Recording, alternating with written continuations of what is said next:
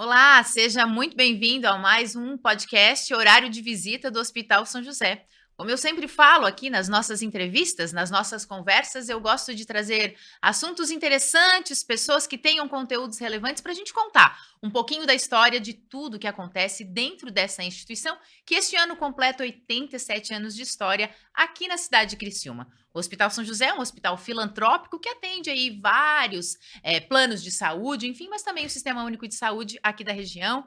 E aí, com as irmãs escolares de Nossa Senhora à frente, né, tomando a frente da administração dessa entidade que atende aí cerca de mais ou menos aí 1 milhão de habitantes é a nossa área de abrangência. E hoje eu tenho o prazer, eu posso dizer assim, de receber um convidado muito especial aqui, Dr. Felipe Dalpisol. Seja muito bem-vindo ao podcast Horário de Visita do Hospital São José. Obrigado, eu agradeço o convite. É sempre um prazer poder estar aqui contigo e falando de uma instituição tão importante quanto o nosso hospital. O doutor já está há algum tempo ali no Hospital São José, né? Como é que foi a tua história, a tua chegada aqui nessa instituição, doutor?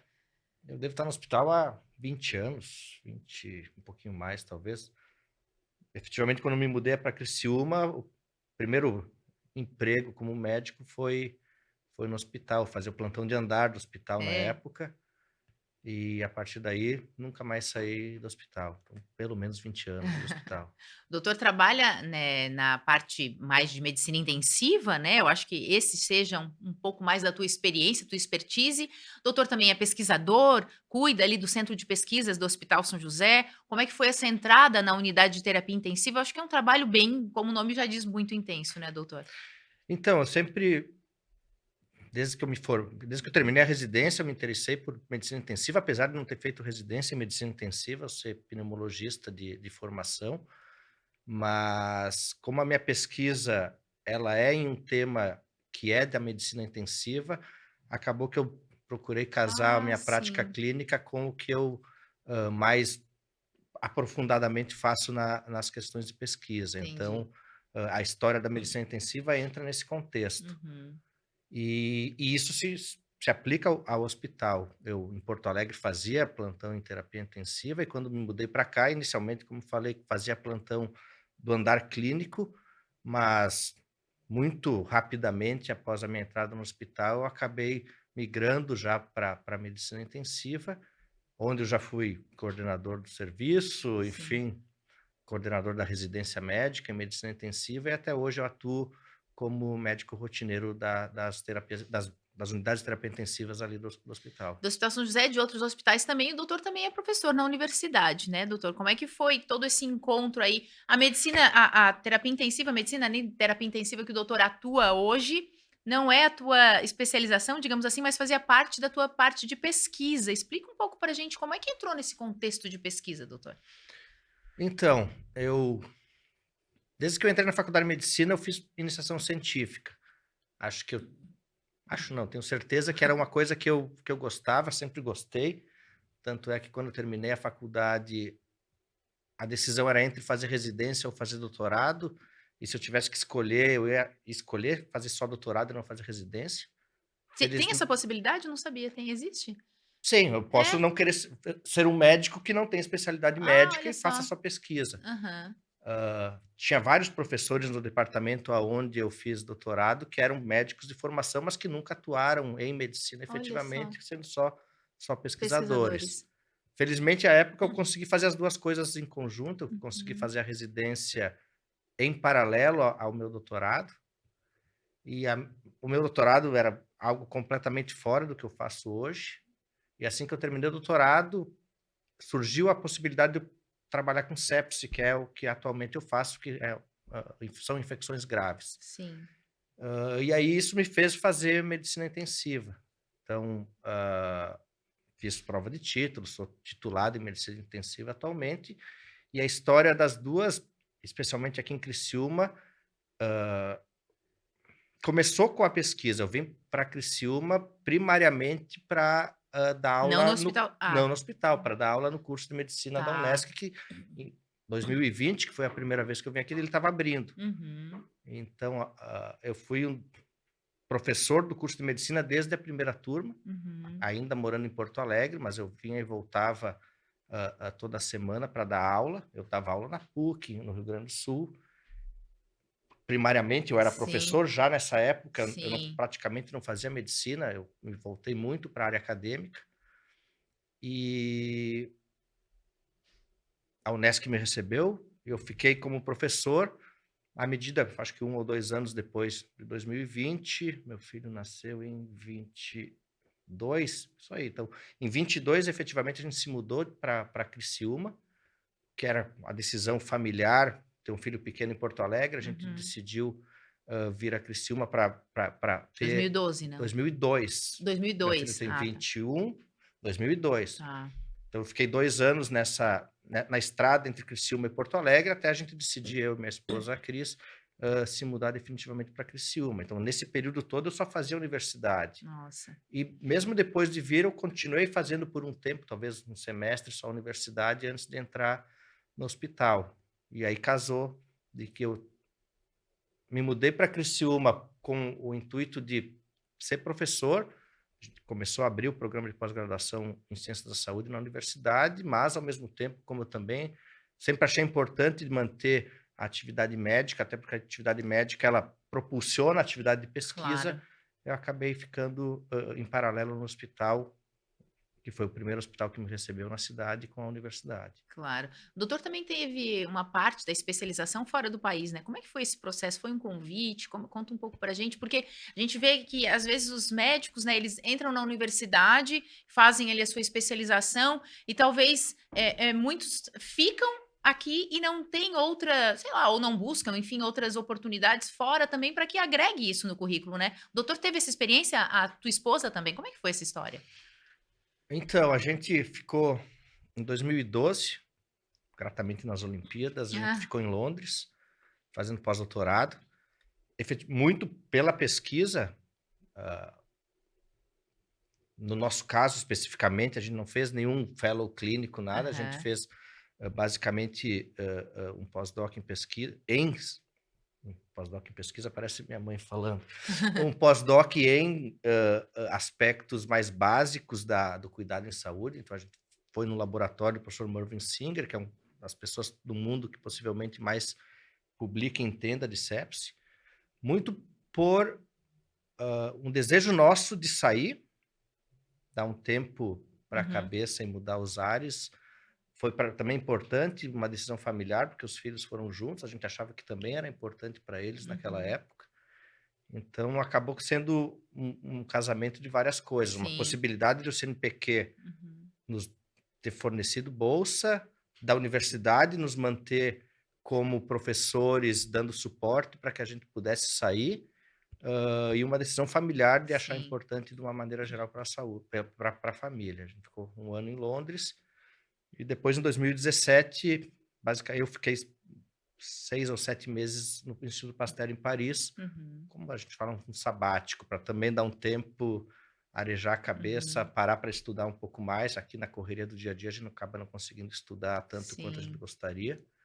E está vencendo já, né? 5 anos é mais ou menos o que a gente Eu se é. programa. A cada 5 anos a nossa ideia era sair. Então, mas agora, com questão de vestibular, coisa dos Sim, filhos, até estão sim. se arrumando agora, mas possivelmente assim que isso assentar, a gente deva estar olhando para Já alguns lugares que a alguns gente possa lugares. sair e ficar um tempinho fora. Doutor, e essa questão de adquirir conhecimento lá fora, né, e trazer para cá, é realmente isso que a gente ouve, assim, por exemplo, isso aqui vai chegar no Brasil daqui a 2 anos, tudo que vocês estudaram lá, não aplica aqui logo em seguida, como é que é isso? Porque às vezes é mito, na minha opinião, isso é muito mito, porque assim, hoje a informação ela né, é viral, né, ela acontece a todo momento. Acontece muito mesmo, a pesquisa que aconteceu nos Estados Unidos lá tal, ou sei lá, na França, vem para cá só daqui a algum tempo, acho que isso não existe, né? Do ponto de vista da ciência, não, certamente não. Acho que a gente faz uma ciência no Brasil tão boa quanto dos outros locais. Sim, Claramente, o que eles têm mais é mais dinheiro, mais infraestrutura. claro. Ponto. E isso é importante para fazer ciência. Então, eles Aham. conseguem fazer coisas, por exemplo, no Covid, mais rápidas, mais profundas, porque efetivamente eles têm mais estrutura e mais dinheiro, mas a nossa ciência é tão competitiva quanto a deles. Do ponto de vista médico, eu acho que sim, existe um delay na Uhum. transferência de tecnologia, principalmente entre o que se faz lá fora para cá, e também, basicamente, não pela incompetência dos nossos médicos, que ao contrário, a gente é reconhecido no mundo como bons médicos, Sim. mas muito mais pela dificuldade do custo que é associado à Entendi. tecnologia. Então, Aí tem que fazer porque, né? tecnologias que existem nos Estados Unidos, na Europa, às vezes não migram para nós imediatamente porque tem um custo associado. Eu não sou especialista na área, mas cirurgia robótica Sim. existe há muito tempo fora do país e em Agora. Criciúma, há, sei lá, um ano, começa a ter esse tipo de situação. Então, Aham. tem delays Sim. clínicos que são importantes, às vezes, de tecnologias, não por incompetência, mas por custo, Sim. né? Essa área de pesquisa é algo que também envolve bastante tecnologia. A gente sabe que hoje o Hospital São José tem um centro de pesquisa que foi muito mais, teve um pouco mais de investimento nessa época da Covid, né? Onde iniciou ali, vocês tiveram que reestruturar todo o centro, onde o doutor hoje é responsável. Por isso, como é que é para a cidade, para a gente aqui da nossa. Muitas pessoas nem sabem que o Hospital São José tem um centro de pesquisa clínica. É algo necessário, principalmente para uma entidade hospitalar que presta um atendimento para tantas pessoas, ter esse centro de pesquisa? Conta um pouco para a gente como é que é esse processo de estar ali presente dentro de um hospital onde saem os cases também, né, de vocês, dentro de uma unidade hospitalar, doutor? Então, o Centro de Pesquisa do Hospital São José ele existe, acho que há 8, 10 anos, 9, 8 ou 10 anos, e foi um sonho da irmã Líbera. Quem conhece o hospital há muito tempo conhece a irmã Líbera, era a diretora geral do hospital, que ela sempre insistia e apostava que um hospital de ensino que dá suporte a vários cursos, deveria também fazer pesquisa.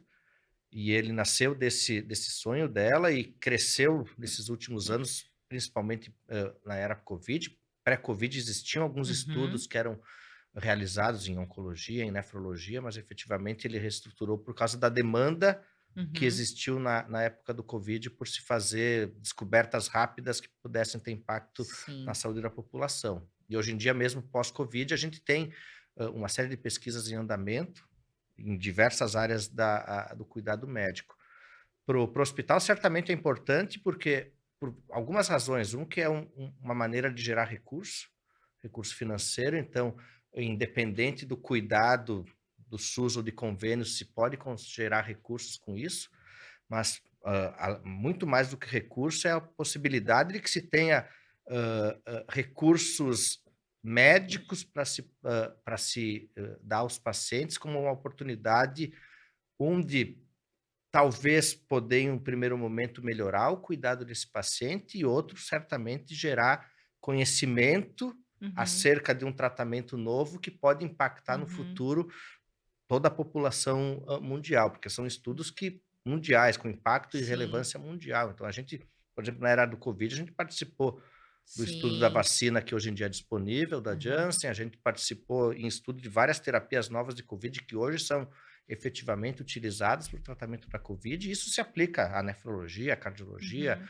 à oncologia, enfim, é bastante importante para o desenvolvimento do conhecimento médico global e para o desenvolvimento local do Claro. hospital no cuidado dos seus pacientes. Saber que a nossa cidade tem algo deste nível, neste. E como é que funciona, doutor? Até para que as pessoas entendam um pouco o processo de pesquisas, né? Para o desenvolvimento novos medicamentos, enfim, tratamentos. Como é que funciona? A pessoa, o laboratório X vem e busca vocês. Como é que é esse processo? Normalmente, esses estudos maiores, aonde se determina a eficácia final de uma nova estratégia de tratamento, geralmente um novo remédio, eles são custeados, são patrocinados por grandes laboratórios farmacêuticos Uhum, que fazem uma triagem em todo o mundo de centros e de locais que tenham capacidade tanto gerencial quanto clínica, como de logística para poder aplicar esses novos tratamentos. E ao escolher esses centros, o centro desenvolve parte daquela pesquisa que é juntada a um termo feio, que é, enfim, que leva dados junto com os outros centros no mundo para uhum, poder ter, no final do estudo, 10.000, 20.000, 30.000 pacientes estudados uhum. dessa nova terapia, para se ter uma determinação mais robusta de que se Ah, efetivamente aquela terapia funciona ou não. Então, tem todo um screening rigoroso dos laboratórios para poder selecionar esse centro e por todo o esforço que foi empreendido no nosso centro, efetivamente a gente tem Uhum. conseguido captar esses estudos, porque a infraestrutura, tanto de recursos humanos quanto Sim. de material, efetivamente é muito boa ali no Hospital São José. As pessoas às vezes acham que quando participam desse tipo de pesquisa, assim, né, a gente já o doutor já deve ter ouvido, Cobaia. cobaia, já deve ter ouvido esse termo, né, que as Já. cobaias, né. Vamos desmistificar isso aí que não é, né, doutor, porque existe toda uma estrutura, como o doutor bem falou, existe uma equipe qualificada, uma equipe, né, que fica realmente ali, visualizando todo o processo, né, onde as pessoas participam disso. Como que é o processo para que elas entendam? "Ah, agora no Hospital São José tem várias pesquisas em andamento, mas eu recentemente eu vi uma que é a pesquisa da dengue, né, da vacina da dengue, enfim, a pessoa foi explica um pouco esse processo até chegar no denominador comum ali, que é a vacina ou é a medicação, enfim, para que as pessoas entendam que não são cobaias. Então, se excetuando o Covid, que foi uma situação hã, fora de qualquer imaginação nossa, Sim, um novo remédio para chegar no mercado, ele deve demorar em torno de 15 a 20 anos. Então, quando chega na fase efetivamente da pesquisa, onde as pessoas se voluntariam para determinar se aquela nova molécula é ou não efetiva, essa molécula passou por estudos pré-clínicos, quer dizer, estudos em ou animais ou em células, enfim, para sim. determinar se tem uma eficácia e se tem uma segurança razoável. Depois essa molécula passa para os estudos clínicos iniciais, são chamados estudos de fase 1 e fase 2, que são Ah, estudos com poucas pessoas para determinar a segurança, para determinar se existe um sinal de que ela possa ser eficaz, sim. e só aí depois que essa molécula vai para um estudo maior que vai determinar de uma maneira mais robusta a efetividade e a segurança. Então, existem passos anteriores ao Aham. estudo que garantem, de uma certa maneira, a segurança Sim. predominantemente do participante, do Aham. voluntário, não tanto a eficácia, porque a eficácia é vista nesse Vi estudo final, sim. e durante a execução desse estudo final, que chama estudo de fase 3, existe todo um controle, um rigor no que se faz ao doente, que garante, mesmo que aquela molécula possa ter algum tipo de par-efeito, que esse par-efeito seja da melhor maneira abordado e tratado. Uhum. Todo medicamento tem um possível evento adverso. Claro, Qualquer medicamento no qualquer. mercado, isso se Aham. aplica também às novas drogas. Sim. Mas a segurança que se traz para o paciente dentro de um contexto de um estudo clínico, onde tudo é muito controlado, os pacientes são seguidos de uma maneira mais intensiva do que normalmente eles seriam seguidos numa prática clínica diária, com mais Sim. exames, com mais consultas, com mais detalhamento do que está acontecendo. Então, é longe de ser uma cobaia, ao contrário, é uma possibilidade de alguém que voluntariamente decidem participar, depois de estar esclarecido sobre os potenciais benefícios, os potenciais riscos Uhum.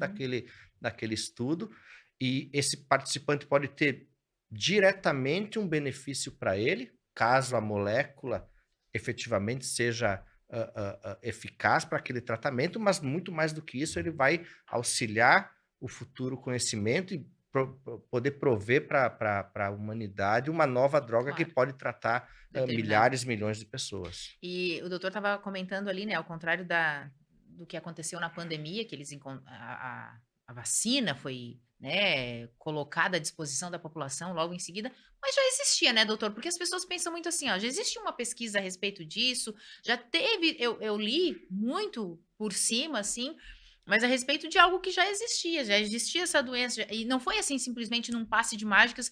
Mesmo assim, né, que bom que conseguiram chegar nesse resultado aí das vacinas, mas já existia uma pesquisa, para esse tipo de problema, né? Sem dúvida. Todas as tecnologias de vacina, exceto a vacina de RNA, todas as tecnologias eram conhecidas. Quer dizer, só se aplicou uma tecnologia conhecida a um vírus novo. Então, o que se fez para essas outras tecnologias que não a de RNA foi abreviar o tempo para Sim. poder recrutar pacientes para a fase última do estudo. Então, Uhum. as coisas foram muito mais rápidas, mas com uma tecnologia conhecida. A tecnologia de RNA nunca tinha sido utilizada especificamente para uma vacina em larga escala, Aham. mas se conhecia muito bem a segurança e a efetividade dessa tecnologia para criar vacina, tanto é que foi o Prêmio Nobel de Medicina Sim. desse ano. Até quem desenvolveu a tecnologia de vacinas por RNA.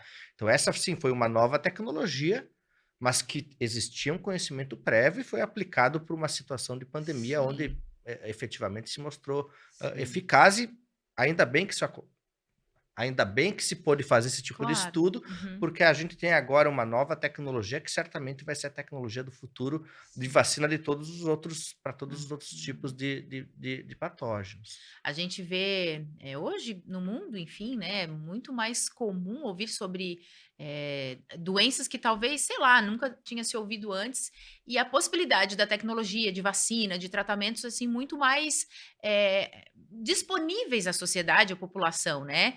As pesquisas, elas têm esse cunho, esse objetivo, doutor, de estar sempre cuidando, de um possível problema, mas que antes, não sei se eu estou conseguindo ser clara, assim, mas que antes não tinha tantos problemas, como se vê hoje, e aí por isso essa necessidade de estar sempre buscando vacinas, buscando tratamentos? Ou isso, A tinha que a ciência acontecer? médica, a ciência da saúde, ela sempre busca o final, que é tentar a melhoria da Aham, qualidade de vida das pessoas. Então, qualquer pessoa que trabalhe nessa área tem como foco isso, mas tem que lembrar que, por exemplo, a vacina de RNA surgiu de uma questão básica, não necessariamente pensando que isso ia ser aplicado para o tá. Covid ou para Aham. alguma Ah, coisa sim. Aham, específica. Quer dizer, o desenvolvimento da ciência é isso. O conhecimento vai se juntando como blocos e aham. até construir o Sim. muro em última análise. Uhum. Então, nem sempre uma descoberta científica naquele momento da descoberta, se pode imaginar que ela vai ter uma implicação tão grande Claro. quanto, por exemplo, da vacina do RNA, mas Uhum. sempre existe esse link, é sempre o que a gente está buscando fazer quando começa um projeto específico. Ah, agora vindo para a tua a vida prática ali, né, da parte da medicina, esse tempo da Covid aí foi um dos momentos mais difíceis da tua Foi vida, tenso, como foi tenso, né, foi doutor? tenso. O que que tu te lembra, assim, que marcou a tua: "Meu Deus, será que a gente vai conseguir?" Porque o centro de tudo, do cuidado de tudo, era na unidade de terapia intensiva, era na UTI. E vocês vivendo aquilo todos os dias. Deu medo? Então, no início sim, no início foi muito, muito, muito difícil. Eu lembro até hoje, eu tinha colegas, a gente tem um grupo de WhatsApp de pesquisador em terapia intensiva do mundo. E de gente da Itália mandando: "Ah, tá ficando ruim, tá ficando ruim, tá ficando ruim". Eu avisava aqui: "Vai ficar ruim, vai ficar ruim". Não tinha nenhum caso no Brasil. E efetivamente foi muito ruim. A gente teve talvez, uma vantagem, porque a gente conhecia algo já, Uhum. porque a pandemia nos atingiu depois de alguns meses, que atingiu o resto do mundo, mas mesmo assim o desconhecimento de como transmitia, de se aquelas medidas de segurança que a gente tomava era suficiente para nos proteger, porque morria muito a profissional da saúde em E no outros caso da tua países. família eram os 2 na unidade de terapia Nós intensiva, 2, eu e a né? Os Cris. 2. A gente demorava 10 minutos para trocar de roupa, a gente não saía da UTI, não ia para o banheiro por medo de se contaminar tocando na roupa. A gente chegava em casa e jogava tudo fora quase, porque tinha as crianças em casa, Claro. enfim. Sem falar o overcrowded, a Uhum. lotação Uhum. máxima Uhum. que as UTIs chegaram. Mas depois de um tempo a gente acostuma e a gente sabe lidar com a situação. Claro, sempre foi estafante pelo número grande de pacientes que a gente tinha que atender. Para ter noção, se a gente pegar hoje uma UTI normal com 10 leitos, a gente vai ter 2 doentes muito graves, talvez. Então a gente tinha naquela época 10 leitos com 10 doentes muito graves, então foi um estresse para toda a equipe. Além de ser uma doença nova, eram doentes muito, muito graves que demandavam muito, muito cuidado. E não sabia o que que ia acontecer nos próximos minutos, E, horas, né? mas, por outro lado, do ponto de vista de crescimento profissional, foi uma oportunidade para todo mundo aprender muito. Nossa, Sim, para quem trabalha em medicina intensiva, em terapia intensiva, foi nunca, eu espero que nunca mesmo mais a gente passe por isso, mas como verdade. aprendizado de como cuidar do paciente, de como cuidar da família, das dificuldades que tinham naquela época de comunicação com a família por causa dos Sim. isolamentos. E também a ciência aprendeu muito, a gente pode fazer bem, fazer mais rápido do que a gente Uhum. costumava fazer, Uhum. então foi um divisor de águas claramente para o mal, porque Claro. a sociedade toda sofreu com Sofreu tudo, isso, né, em todos os mas aspectos. também teve uma parcela de ganho de conhecimento global, tanto de convivência entre as pessoas, quanto de como evitar que essas coisas aconteçam. A sociedade ficou muito mais ligada em ciência, em cuidado, em transmissão, em vacina, discutiu isso. Então, acho que efetivamente alguma coisa boa a gente vai conseguir tirar É. dessa situação, que foi uma situação muito horrível. Espero que nunca mais aconteça, né? Porque eu via não só o sofrimento das pessoas que estavam trabalhando no hospital, porque foi o único lugar que eu acho que nunca parou, ficou 24 horas, mas de vocês na busca de querer. Porque a gente como paciente, de certa forma, algum dia a gente vai precisar de vocês, né? A gente deposita a nossa confiança em vocês, e vocês, eu acho que às vezes fica aquele peso no coração, né? Meu Deus, se eu não conseguir, né? A pessoa tá confiando a vida dela a mim. Então, eu acho que nesse tempo de Covid, foi muito, muito difícil nesse processo. E o doutor estava comentando ali um pouquinho antes, no nosso início da nossa conversa, a tua especialidade em sepse, né? E a gente ouvia muito, e não sei se isso ainda é comum hoje, que sepse é um dos problemas que mais acontecem em unidades hospitalares, né? Por que, doutor, que isso é tão comum e isso é tão antigo e ouve-se muito? Falta de cuidado das pessoas? Não Ah, necessariamente. um pouco de cada coisa. A gente sabe que infecções graves acontecem, independente de a pessoa cuidar ou não, mas Aham. certamente em um sistema de saúde mais precário, essas infecções acontecem mais frequentemente por dificuldades no diagnóstico, por É difícil atraso. diagnosticar sepse? Depende da pessoa. É, em, em uma pessoa tendo sinais de infecção, os sinais de infecção são relativamente fáceis de se reconhecer. Aham. Sinais de gravidade de uma infecção são mais difíceis, não só do ponto de vista médico, mas também do ponto de vista do conhecimento da população em geral. Há alguns anos atrás, o Instituto Latino-Americano de Sepsi fez uma pesquisa com a população geral, perguntando o que era infarto do miocárdio e o que era sepse. Quase 100% das pessoas sabem o que é infarto do miocárdio, menos de 5% sabiam o que era sepse. E a pessoa que tem infarto do miocárdio, ela sabe que se ela tiver dor no peito, apertada, que dura por um tempo, ela vai para o hospital Uhum. rapidamente porque ela está infartando. A pessoa que tem sepse não sabe que ela tem que ir rapidamente para o hospital, porque ela não sabe nem o que é Sim. sepse. Então, esse desconhecimento da população auxilia nesse sentido. Por outro lado, depois, o atendimento médico também tem ainda um certo grau de barreira, porque a gente, enquanto profissional da saúde, consegue reconhecer muito bem Sim. infarto, AVC, mas os Olha, sintomas de sepsis, às vezes, eles passam desapercebidos. olha A só. pessoa não necessariamente tem muita, aliás, a pessoa não tem muita dor, a pessoa não está paralisada um lado do corpo. A pessoa, às vezes, só está mais quieta. E isso é um Sim. sinal de disfunção cerebral associado a uma infecção grave, por exemplo. Então, Uhum. existe ocasionalmente um delay em reconhecer que uma infecção é grave. E quanto mais tempo se demora em reconhecer que uma infecção é grave, menor a chance daquela pessoa ter o tratamento adequado. E hoje em dia isso melhorou muito, já tem programas dentro dos hospitais de O Hospital São reconhecimento José tem um precoce. O programa? Hospital São José tem programa de reconhecimento precoce de sepse, porque foi uma das medidas que globalmente a campanha Sobrevivendo à Sepse implantou junto à Organização Mundial de Saúde para fazer com que a sepse fosse efetivamente um problema de saúde global. Uhum. Então, hospitais, em alguns países, é mandatório que se faça isso por lei, inclusive. Uhum. São Paulo tem hoje em dia uma lei que é mandatório que os hospitais façam isso, e o Uhum. nosso hospital faz isso não por ser mandatório, mas por Sim, claramente entender que isso entender que vai é necessário. melhorar o Uhum. cuidado do paciente. Sepse, metade das pessoas que estão na UTI tem sepse. Na Austrália, 15% das pessoas com sepse morrem. O último estudo brasileiro mostra que, dependendo da região do país, até 70% das pessoas morrem. Nossa. Na nossa região, ao redor de 50% das pessoas ainda morrem. Então, a gente tem ainda coisas a melhorar no cuidado desse Uhum. paciente, e não são tecnologias caras, porque o tratamento da sepse é basicamente antibiótico e soro fisiológico, Sim. mas a implementação dos processos que levam a esse cuidado, que são importantes, e é que isso que esses programas de melhoria do atendimento hospitalar Sim. fazem. O doutor comentou ali que boa parte das pessoas que estão em unidades de terapia intensiva, elas têm sepse, né?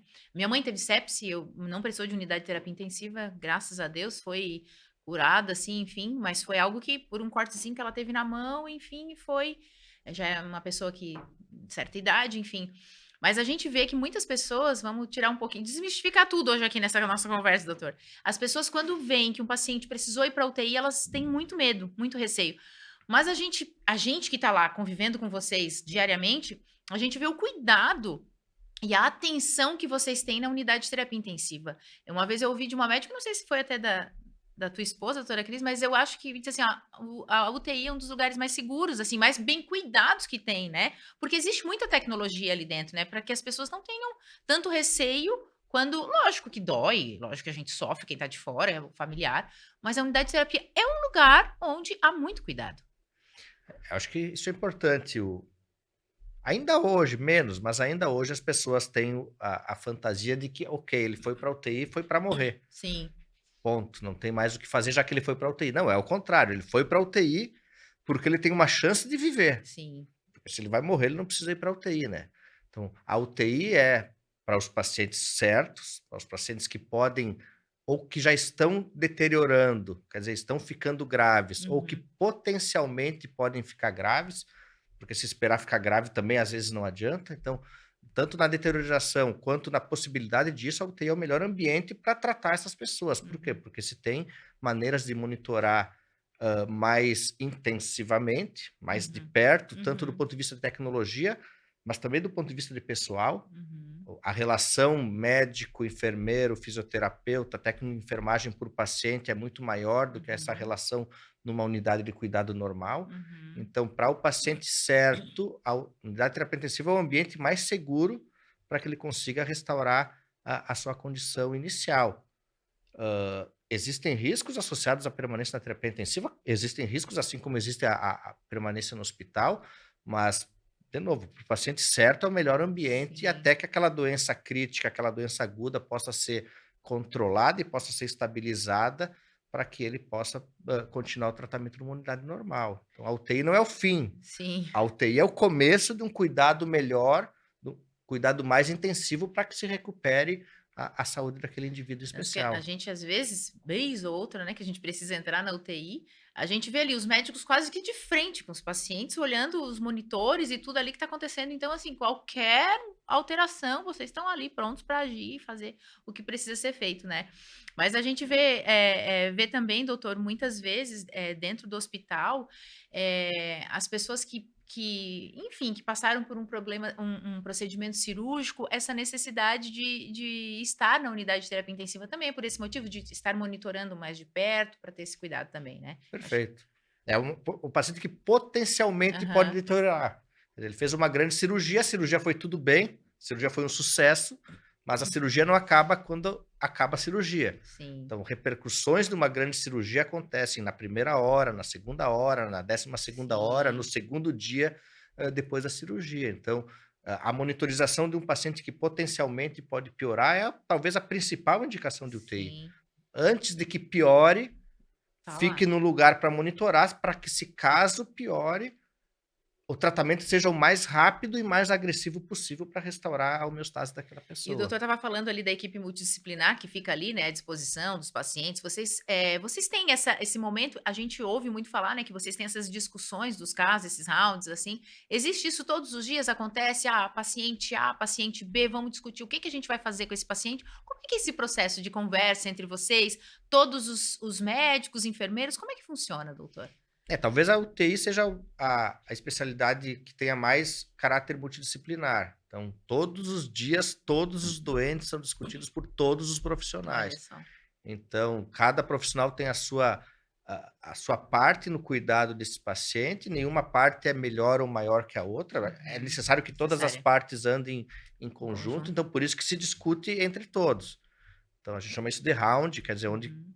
cada profissional coloca o seu aspecto específico da sua atuação E o que e evoluiu do paciente, o que não isso, evoluiu, e e assim como vai. isso pode impactar diretamente no cuidado do paciente. Então, o fisioterapeuta não decide nada que possa, por exemplo, interferir no cuidado de enfermagem, ou interferir no cuidado da psicóloga, ou interferir no cuidado médico, porque Aham. todas as ações são centradas no paciente, cada vez mais altei isso, é cuidado centrado no paciente, Uhum. para que as diferentes facetas do cuidado possam ser aplicadas de uma melhor maneira para que a recuperação do paciente seja Sim. mais rápida e mais segura.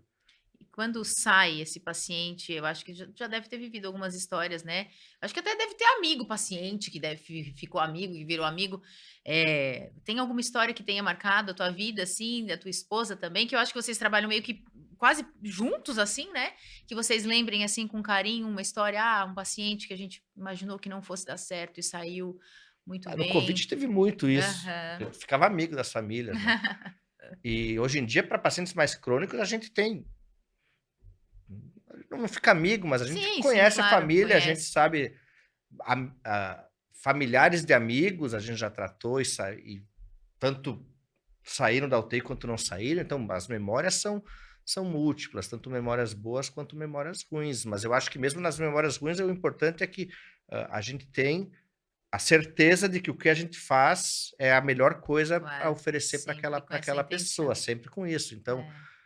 a gratidão dos familiares, o convívio com eles, cada vez mais a UTI tem se tornado uma unidade mais aberta. Uhum. Antigamente a UTI era um lugar fechado, onde as pessoas ficavam sedadas, dormindo. Hoje em dia não, as pessoas mesmo em Tem até ventilação televisão para os mecânica pacientes. ficam acordados, eles vê televisão, eles sentam na cama mesmo entubados. A família cada vez mais participa mais das decisões, não aqui, mas em outros lugares do Brasil e do mundo. As famílias fazem parte do round. O Olha, round é sério? multidisciplinar com Que o legal. familiar compreende e faz parte das decisões que vão ser feitas com aquela pessoa. Tem UTIs nos Estados Unidos que tem jardim de inverno, Nossa, que bacana. plantas no meio da UTI, Isso tudo faz parte do justamente processo de para cura? cuidado centrado no paciente. Quer dizer, o Olha, paciente está num ambiente que teoricamente é hostil, está é, com tubo, está com catéter, está com uma sonda em todo lugar, nem sabe o então que que nem tem. sabe o que está acontecendo muito bem, então a orientação dele, todas essas coisas são muito, muito importantes para que quando a gente pensa num cuidado para que ele saia não só vivo, Sim, mas vivo com saúde, né, com qualidade de vida. Também não sim. adianta que ele saia da UTI e não tenha, junto a ele uma qualidade de vida que ele possa levar por anos.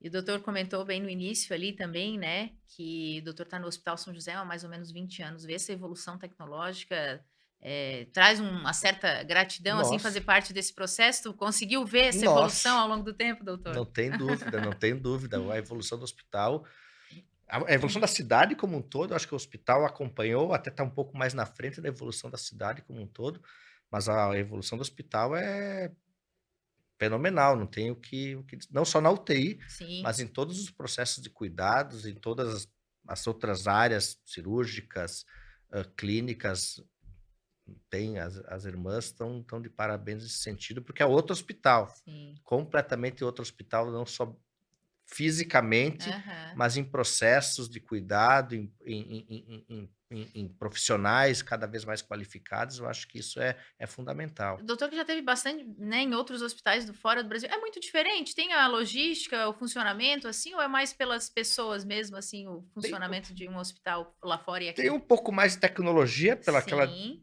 dificuldade, às vezes, de que a gente tem a transição de tecnologia, são tecnologias caras, ainda se falando principalmente em unidade de terapia intensiva.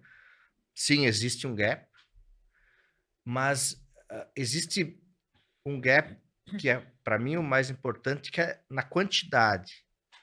De uma maneira geral, as nossas diretrizes da vigilância quanto ao número de pessoas, de profissionais que tem que estar atuando na UTI, é um pouco mais frouxo do que em outros locais. Hum, Quer dizer, aqui, por exemplo, a RDC, que rege o funcionamento da UTI, fala que tem que ter um médico para cada 10 pacientes, um horizontal e um vertical, então são 2 médicos a cada 10 pacientes. Em outros locais, tu tem um médico a cada 3 pacientes, tu tem um uhum. enfermeiro a cada 2 pacientes.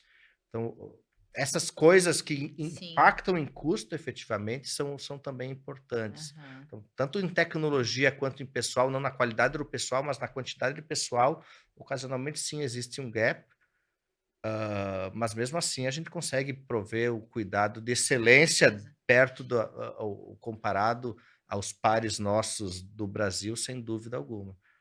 A partir de agora, então, a meta, que era os 5 anos, é estudar mais um pouquinho lá fora e trazer mais conhecimento aqui para nossa É, cidade, para o nosso se tudo hospital der também? certo, daqui a uns anos a gente fica uns 6 mesinhos mais fora. Tá certo, doutor. É sempre uma honra conversar contigo, uma aula posso dizer assim. E a gente certamente vamos fazer um programa aí com a doutora Cris e o doutor Felipe, trazer os 2 aqui para falar um pouquinho sobre as experiências. Sem problema, estamos aí disponível. Tá certo. Doutor Felipe, muito obrigada pelas informações e a gente vamos combinar então um outro podcast, horário de visita aqui do Hospital São José com a dupla, quem sabe, se eles tiverem horário na agenda, porque é difícil essa agenda. Obrigada. Marcado. Obrigado, eu que agradeço pela oportunidade. Então é isso, o podcast de hoje, horário de visita do Hospital São José fica por aqui, mas você encontra a gente aí no nosso canal no YouTube para conhecer um pouquinho mais das histórias desses médicos, desses profissionais do Hospital São José. A gente se vê no próximo episódio.